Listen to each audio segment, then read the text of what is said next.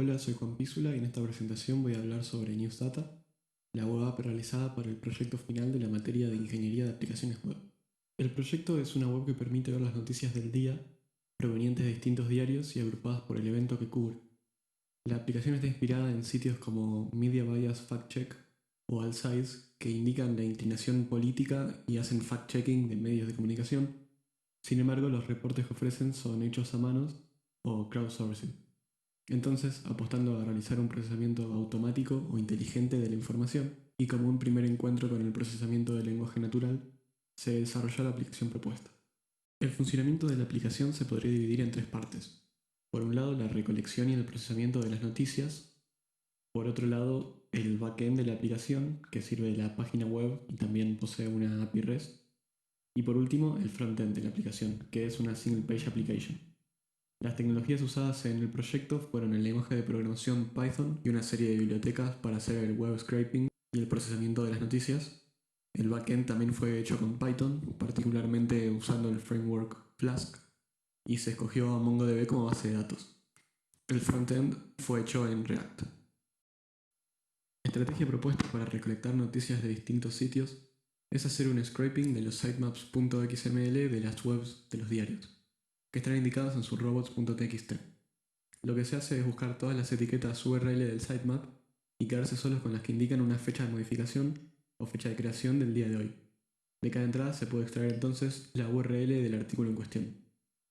Para hacer esta tarea se utilizó la biblioteca Beautiful Soup, que permite parsear archivos .html y .xml. A continuación hay que extraer el texto de los artículos. Para facilitar esta parte del scraping se utilizó la biblioteca de Newspaper 3K para scrapear sitios de noticias. La herramienta, entre otras cosas, permite extraer el texto y la imagen de portada del artículo, y tiene otras funcionalidades como extraer las palabras y las oraciones clave del artículo a modo de un resumen. Sin embargo, luego de probar estas funcionalidades, se verificó que los resultados que arroja no son muy correctos, al menos en lenguaje español. Habiendo recolectado las noticias del día de diversos medios, la siguiente tarea es obtener grupos o clusters de noticias que traten sobre el mismo tema. Es necesario entonces hacer un preprocesamiento del texto, donde al cuerpo de cada noticia se le transforman todos los caracteres a minúsculas, se eliminan caracteres especiales y palabras indeseadas, y se extraen las raíces de cada palabra. A partir del texto preprocesado, se representa a cada artículo del corpus de noticias con un vector. La técnica utilizada en este caso es vectorización por Term Frequency Inverse Document Frequency. Teniendo las noticias representadas como vectores, es posible calcular distancias entre ellos y agruparlos en base a esto. Dado que a priori no se conoce la cantidad de temas los cuales los medios trataron el día de hoy, se debe utilizar un algoritmo de clustering no supervisado. Se propone la siguiente estrategia. Primero, calcular la matriz de distancias de los vectores. Esto es una matriz cuadrada del orden de la cantidad de artículos, donde el elemento de índice IJ es la distancia entre la noticia I y la noticia J. Se decidió optar por la distancia coseno.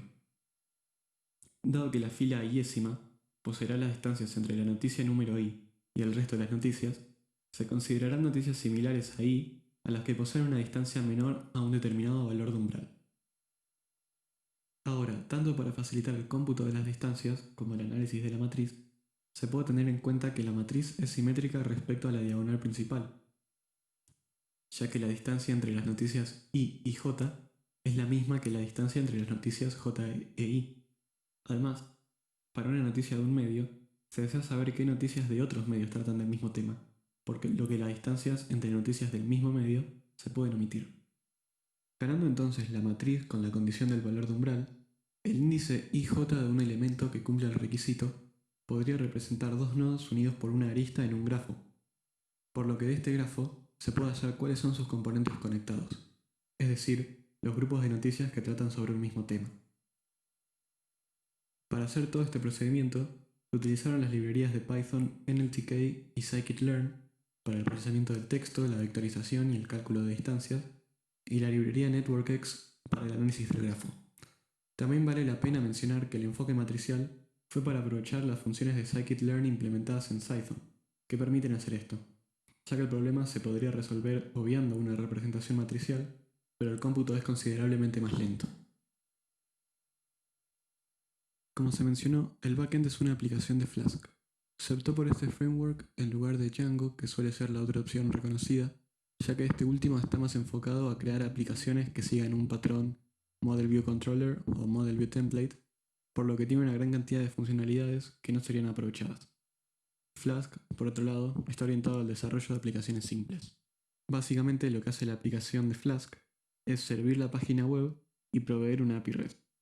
La API REST modela el recurso News Clusters, que sería el conjunto de clusters de noticias de una determinada fecha, y además es la interfaz que le permite al scraper poder insertar nuevas noticias en la base de datos y consumirlas por la SPA. Se implementó también un mecanismo de seguridad para evitar peticiones GET que no provengan de la SPA o peticiones POST, PUT y DELETE que no provengan del scraper.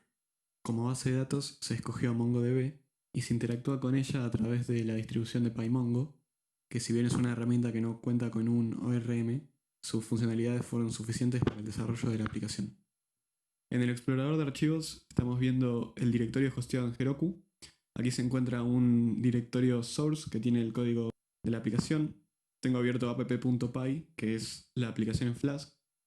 Aquí las partes más relevantes son una función que se llama cada vez que llega un request, una sección para el manejo de los errores de las requests HTTP y por último las rutas de la API REST. Los otros archivos en este directorio son el archivo helperfunctions.py, que contiene funciones utilizadas para el web scraping, newssources.py, que es una lista con los sitios web a scrapear, el archivo nltkmodules.py, que indica unos paquetes de la biblioteca NLTK para descargar necesarios para el procesamiento del lenguaje natural.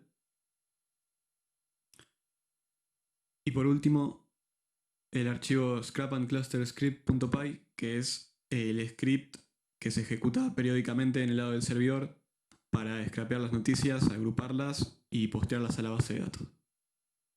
El frontend de la aplicación es una SPA hecha con React, que visibiliza la información consumida desde la API. Se utilizó el framework de CSS Bulma principalmente por su sistema de columnas.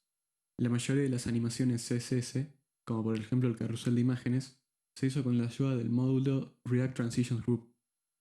Otro comentario para realizar es que tanto el layout de los componentes, así como los componentes en sí, son de tamaño adaptivo.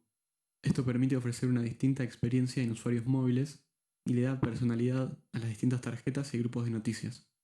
Sin embargo, al cambiar los contenidos de los componentes en tiempo de ejecución, su tamaño puede fluctuar, causando una experiencia que no sea tan fluida.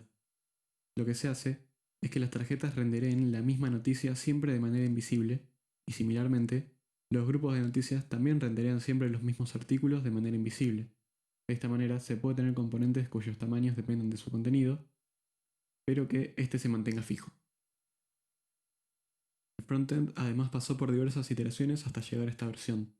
Con lo que más experimentó fue con formas de achicar el DOM, ya que la aplicación básicamente muestra una lista que puede llegar a ser de un tamaño considerable para una performance fluida.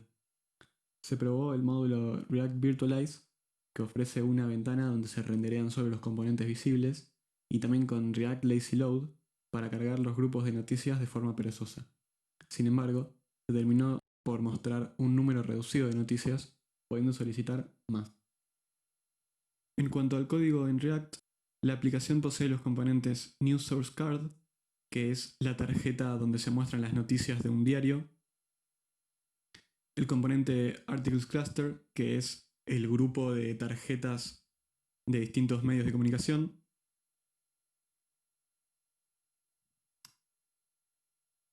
y el componente de carrusel, que es el slideshow de las imágenes de las noticias. La aplicación lo que hace es, una vez iniciada, se hace una petición a la API y posteriormente se muestra en pantalla esa información. La otra parte del código relevante es el callback al evento resize de viewport para cambiar el layout de los componentes dependiendo del tamaño del display. Lo último que se hizo en el desarrollo fue implementar las sugerencias de Google Lighthouse para ofrecer una web de mejor calidad. Los principales cambios fueron la eliminación de CS no utilizado proveniente de Bulma con la herramienta Purge CSS, la habilitación de compresión gzip por parte del servidor, cargar la tipografía de una forma no bloqueante y reducir el tamaño del DOM, mostrando una cantidad reducida de noticias. Además, el sitio también cumple con los requisitos de una PWA. Si bien Lighthouse posee más sugerencias, estas se van del scope en esta iteración del desarrollo. Por ejemplo, el uso de imágenes de menor tamaño, ya que las imágenes son provistas por los medios de comunicaciones scrapeados, o cambiar la carga de los archivos JavaScript. Sin embargo, el código de producción es generado por el toolchain de Create React App. Para concluir, quisiera mencionar que fue un proyecto divertido de hacer. Se afianzaron temas tratados en la materia y se aprendieron otros nuevos. Una de las cosas a la que le dediqué más tiempo fue al CSS, que aunque la web parezca un poco austera, tiene un trabajo en la elección de los colores, las sombras, los gradientes, y particularmente en las animaciones y transiciones, que son algo con lo que no había trabajado antes. También fue la primera vez que utilicé Flask y MongoDB, así que hubo un aprendizaje por ese lado. Y lo que más me llamó la atención es que aplicando conceptos básicos de Machine Learning se llegó a un resultado coherente. Como desarrollos a futuro estaría bueno seguir avanzando en el lado del procesamiento inteligente del lenguaje natural. Estaría bueno poder categorizar los artículos para que el usuario pueda elegir los temas que desea ver, también seguir agregando medios de comunicación y poder filtrarlos por región o por provincia. También es de interés poder identificar la inclinación política de los artículos y de los medios de comunicación. Eso fue todo. Gracias por mirar el video y hasta la próxima.